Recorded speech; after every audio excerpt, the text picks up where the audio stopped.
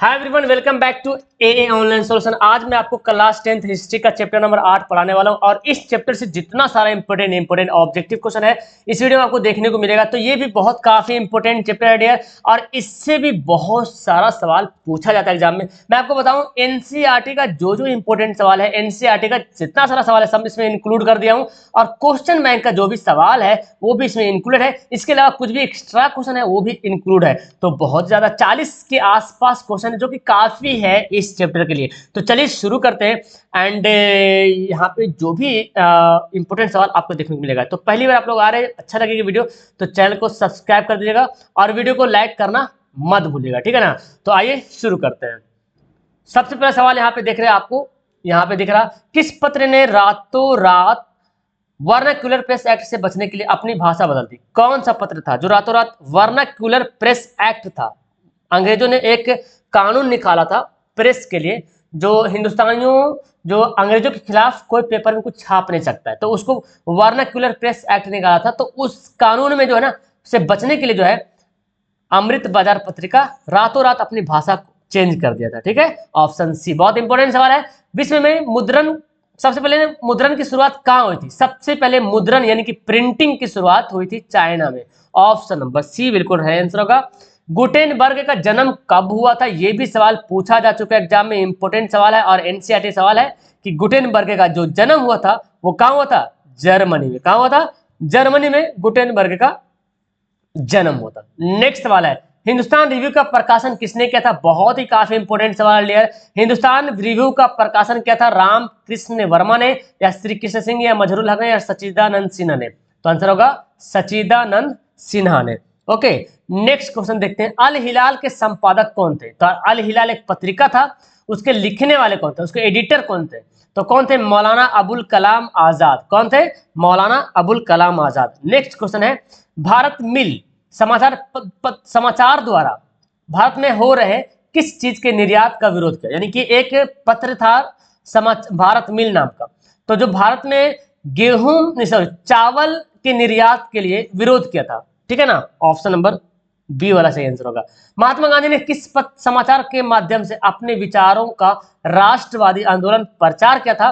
तो वो कौन था? Young India. यंग इंडिया के द्वारा महात्मा गांधी ने अपने विचारों को रखा इस पेपर में। सवाल ऐसे भी आता है कि यंग इंडिया के लेखक कौन है, संपादक कौन है? तो Mahatma Gandhi. Okay, next question देखिए, भारत में पहला छापाखाना किन लोगों ने लगाया? तो किन लोगों ने लगाया? पुर्तगालियों ने लगाया था, गोवा में लगाया था, ठीक है ना। ये भी सवाल आपको देखने को मिल जाएगा जी नेक्स्ट में।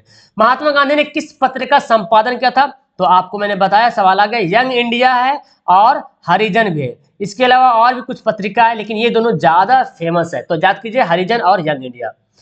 किस देश में सरकारी नौकरियों की प्रतियोगिता परीक्षाओं में मुद्रित सामग्रियों की मांग बढ़ा दी? जो प्रिंटिंग जो मटेरियल था उसका मांग बढ़ा दिया, कहां? चाइना में।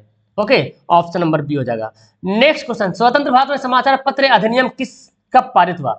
यानी कि जब भारत आजाद हो गया तब समाचार पत्र एक कानून बना था। अधिनियम मतलब वही होता कानून, एक्ट। कब बना था? 1951 में। Option number B. आगे, अमृत बाजार पत्रिका का प्रकाशन किसने किया था? बहुत इंपॉर्टेंट ये सवाल है। अमृत बाजार का पत्रिका क्या था, संपादन किया था? मोतीलाल घोष ने। किसने किया था? मोतीलाल घोष ने अमृत बाजार पत्रिका का प्रकाशन किया था।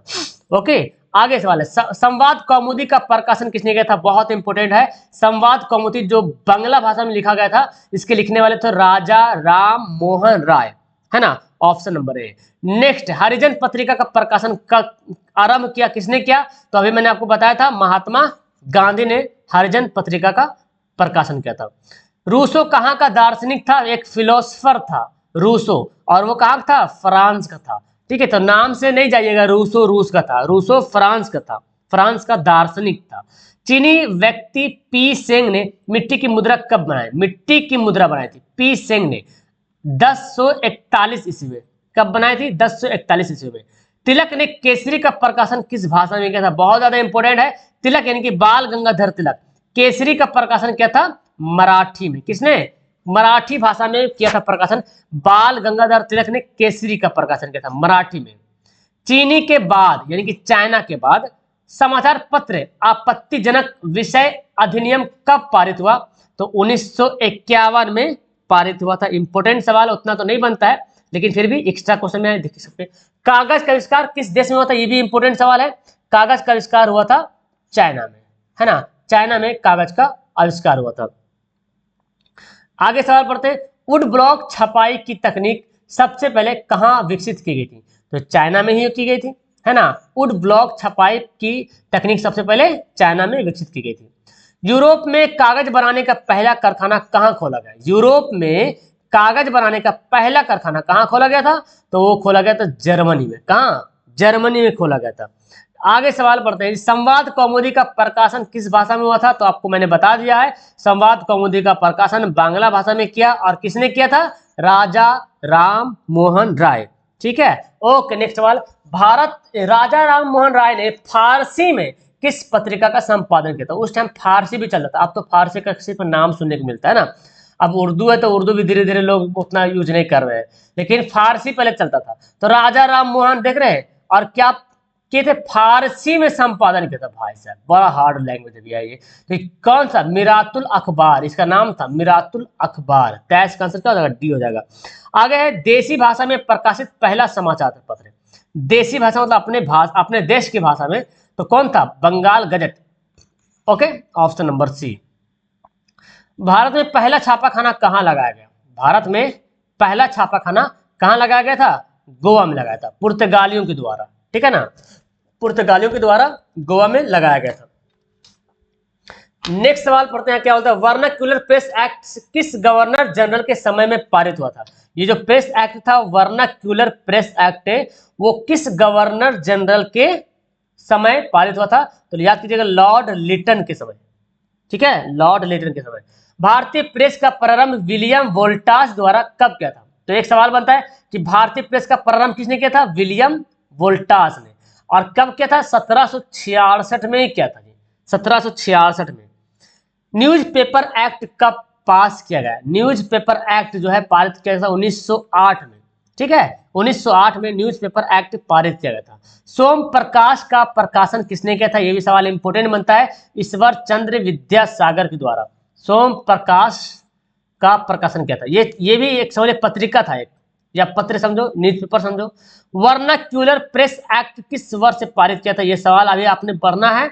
1878 में वर्नाक्यूलर प्रेस एक्ट से पारित किया था, और इसी पत्रिका से, इसी एक्ट से बचने के लिए अमृत बाजार पत्रिका, जो जिसके लिखने वाले कौन थे, मोतीलाल घोष ने, है ना, उसके द्वारा लिखा गया था, और रातों रात इसका लैंग्वेज बदल गया था अमृत बाजार पत्रिका का। भारत में समाचार पत्र निकालने का श्रेय किसको माना जाता है, जे के हिक्की, जे ए हिक्की या जे के हिक्की आता है ना, इन्होंने ही बंगाल गजट का शुरुआत किया था, बंगाल गजट, इन्होंने ही बंगाल गजट का शुरुआत किया था। एक पैसिया मैगनीज किस देश में प्रकाशित हुआ था, ये मैगनीज का नाम है एक पैसिया, ये जो है जर्मनी में प्रकाशित हुआ था। ओके, उतना ज्यादा इंपोर्टेंट ये सवाल नहीं बनता है, ये सवाल है इंपोर्टेंट, भारतीयों द्वारा प्रकाशित प्रथम समाचार पत्र कौन था, बंगाल गजट था। ठीक है, आगे सवाल है, इंग्लैंड में मुद्रण कला को पहुंचाने वाला कौन था, मुद्रण कला को पहुंचाने वाला कौन था, कैक्सटन था। ऑप्शन नंबर बी यहाँ पे बिल्कुल सही आंसर हो जाएगा। ठीक है, नेक्स्ट सवाल देखिए, गुटेनबर्ग ने सबसे पहले किस पुस्तक की छपाई थी, बहुत ही काफी इंपोर्टेंट सवाल है ये डियर, है ना, पूछा भी गया बहुत बार, बाइबिल की छपाई की थी गुटेनबर्ग ने सबसे पहले।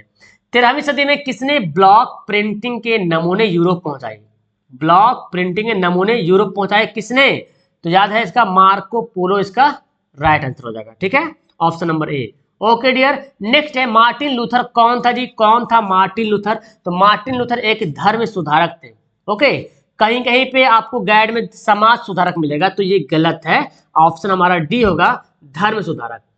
नेक्स्ट सवाल देखिए, किसने कहा मुद्रण ईश्वर की दी महानतम देना सबसे बड़ा तोहफा, ये बहुत ही काफी इंपोर्टेंट ये सवाल है, और पूछा गया बहुत बार, है ना, और बहुत इंपोर्टेंट सवाल बनता है, किसने कहा था, तो मार्टिन लूथर ने कहा था कि मुद्रण ईश्वर की दी महानतम देना, मुद्रण मतलब प्रिंटिंग, जो प्रिंट करते हैं जिससे, सबसे बड़ा तोहफा है।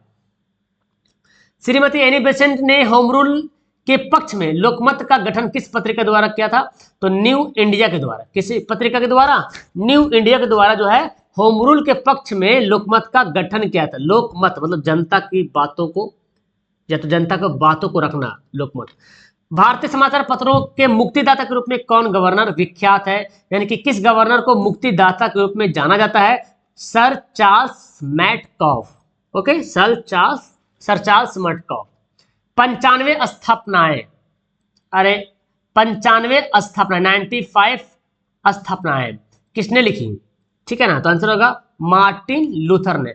और इसी को 95 स्थापनाएं को 95 थीसिस भी बोल दिया गया। ठीक है ना, आगे सवाल है, मराठा समाचार पत्र किस भाषा में है? तो मराठा जो है मराठी भाषा मत कीजिएगा, तो ये था अंग्रेजी भाषा में। यहाँ पे मिस्टेक्स हो गया, मराठी यहाँ पे होना चाहिए ऑप्शन, लेकिन ऑप्शन हमारा ए राइट आंसर होगा। 95 थीसिस इसी को बोला गया था, 95 स्थापनाएं, ये भी है मार्टिन लूथर के द्वारा लिखा गया। तो 43 क्वेश्चन आपके एग्जाम के लिए काफी है इस चैप्टर से। हमको नहीं लगता कि इस चैप्टर से इससे ज्यादा और कोई डीपली सवाल पूछेगा। ठीक है ना, तो उम्मीद करता हूँ कि आपको बहुत अच्छे तरीके से समझ में आएगा। आप लोग मुझे कमेंट करके बताइएगा कि आपको वीडियो कैसे लगी और इसमें से कितना क्वेश्चन आपने बनाया है अपने मन से, और जो क्वेश्चन नहीं बनाया उसको 1-2 बार देखिए, रिवीजन कीजिए, लिखने के काबिल है तो लिख लीजिए। ओके, वीडियो को लास्ट करते हैं, मिलता हूँ नेक्स्ट वीडियो से। अच्छी लगती है वीडियो लाइक कर देना, और पहली बार आए तो चैनल को सब्सक्राइब कर लीजिएगा और बेल आइकन जरूर प्रेस कीजिएगा ताकि हमारे हर वीडियो का इन्फॉर्मेशन आपके पास जाएगा। ओके, लास्ट करते हैं वीडियो को। That's all, thank you everyone, bye, जय हिंद।